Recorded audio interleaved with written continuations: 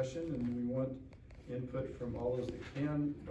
Council President Saterfiel, would you like to begin these discussions? Sure. What I'd like to say here, and I'll try to keep it brief, but I doubt that's going to happen, but this is in regards to the proposed meeting for, I believe it's Thursday night, but it also addresses a My Turn article in the newspaper today. So to start out, I just want to do a little history here. You know, we've spent the last couple years holding numerous public meetings. It was called Imagine Hayden. Most of it was pre-COVID, not all of it, but most of it was. So we got input from, would hundreds of citizens be accurate in saying? And the other thing, we spent hundreds of thousands of dollars to develop this comp plan because of consultants, staff time, everything. And to change it now, in my mind, is a betrayal to those people who took their time and the effort to come to Imagine Hayden and give us their input, because that's what the plan is based on, is staff, P&Z, council, and the input from our citizens. And if we choose to change that comp plan, it's not just the comp plan that is affected, because we did the transportation plan, the parks plan, and the sewer plan, because staff came to us, we looked at it as, wow, you guys are taking on a lot, and it was, but it all melded together. You know, if we're gonna develop one plan, let's make them all work in conjunction with each other. Great idea, lots of work. So, and the public told us, I mean, yeah, there was public that came and said, hey, I don't like this. And we talked to them, explained it, we changed some things and stuff. But now all of a sudden we seem to have people that don't agree with this new comp plan. Keep in mind, it's only been in effect since November of 2020. And they say that, oh, we don't want it to be close the gate. Well, and the article today also says, don't want to close the gate. Well, the emails I've gotten says they don't want any mixed use, don't want any apartments, don't want any rentals, only homeowners. Well, aren't we, if we only do R1 homeowners, aren't we creating an elite town where people who want to rent, you know, nothing's affordable today. I mean, you can talk about what's affordable, nothing is. But apartments, duplexes, they have a place. And part of this comp plan was to provide people with that.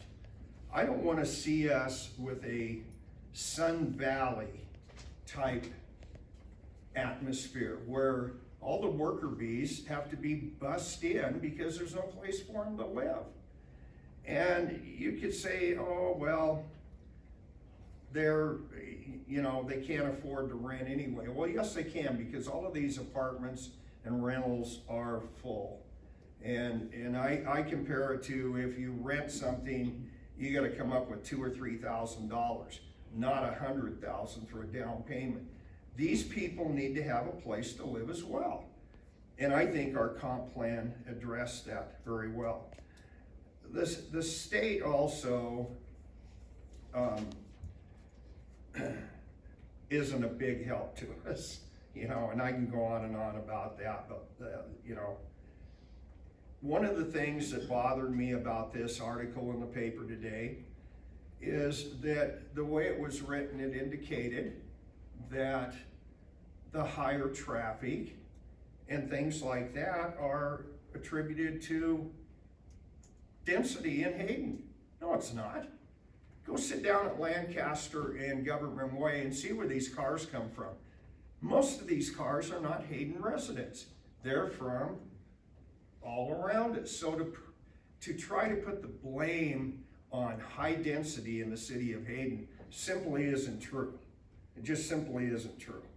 This is a good comp plan. I've had many compliments on it.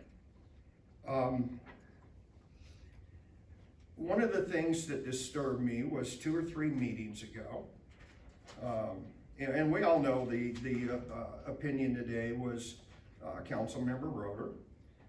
One of the things that he's now against density. So which way is the wind blowing today? Because he voted in favor of this comp plan. He praised staff for the hard work they did to this comp plan. And now he says he's not in favor of it, and I think it was 3 meetings ago, he said he didn't understand it. Well, I'm sorry, but as a council member, after spending 2 years on a plan, spending hundreds of thousands of dollars on a comprehensive plan, and I approve it, but I don't understand it, not acceptable to me. I think it's, in my mind, it is theatrical politics at its very best.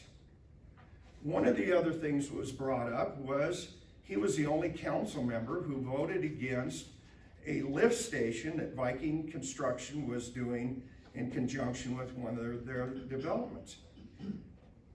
We participated as a city. We spent city money on that. You bet, because we're planning ahead. We can't fail. Some of these houses are gonna get built. The densities are in question, but these houses are gonna get built. We need to be able to keep up with the sewer and stuff.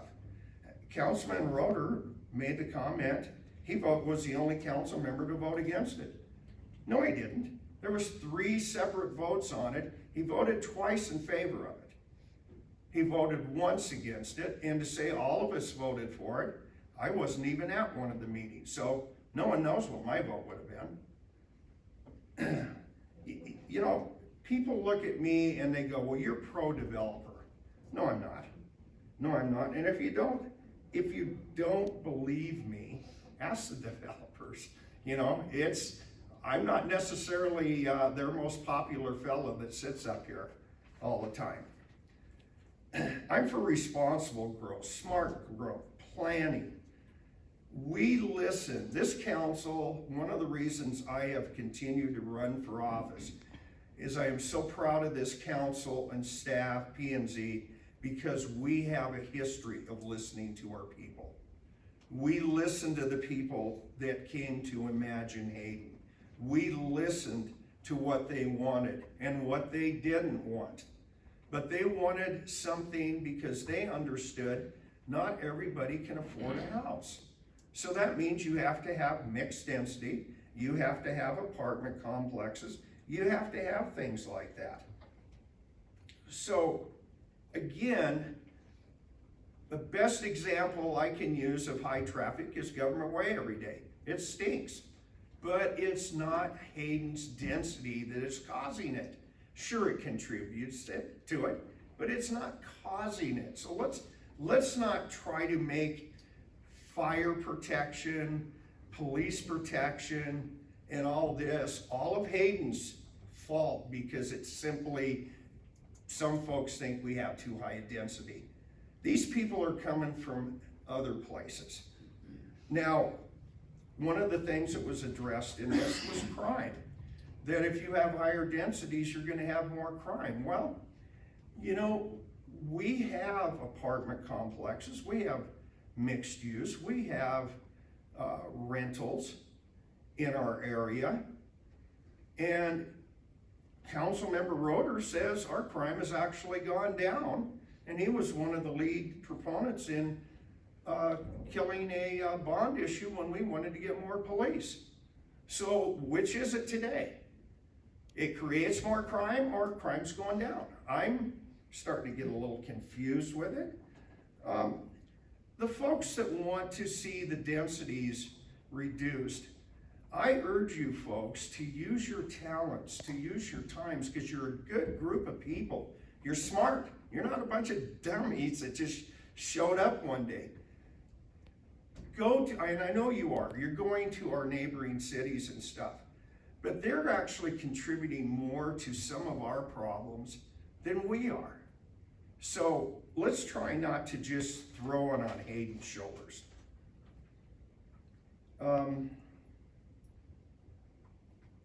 You know, I think this comp plan, we just passed it in November. It's a good comp plan. And all plans are subject to change. But let's give it a chance and let's see how it develops, because the emails and the things that I have read from folks, they're not understanding it. They're just not understanding it. And I don't know how to get it across to them, but you know, some people have sent in questions and stuff to us. So the city of Hayden is the best city in North Idaho, in all Idaho as far as I'm concerned. Let's support each other, and I appreciate 99% of the folks that want to see the densities lowered. I appreciate their civility. That's very important, because often things get out of hand. One of the things that disturbed me also in this article today was that, and I quote, "The comprehensive plan of which the main goal is accommodating the population explosion."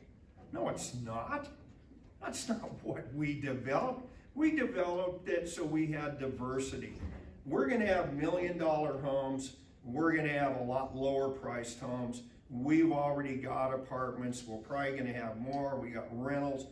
That's what the public told us for 2 years, that's what they wanted to see here. You know, there's so many half-truths in this article. I don't have time, and I don't want to take up the time. And innuendos that simply are not true. But one of the things that really probably irked me about the whole thing, not once in that whole article, were property rights addressed. You know, I knew a lot of farmers that was going to be their retirement, was selling their property or building a duplex or two. Property rights is a big deal in Idaho, but not once was property rights ever mentioned. So I'll shut up. I talked enough.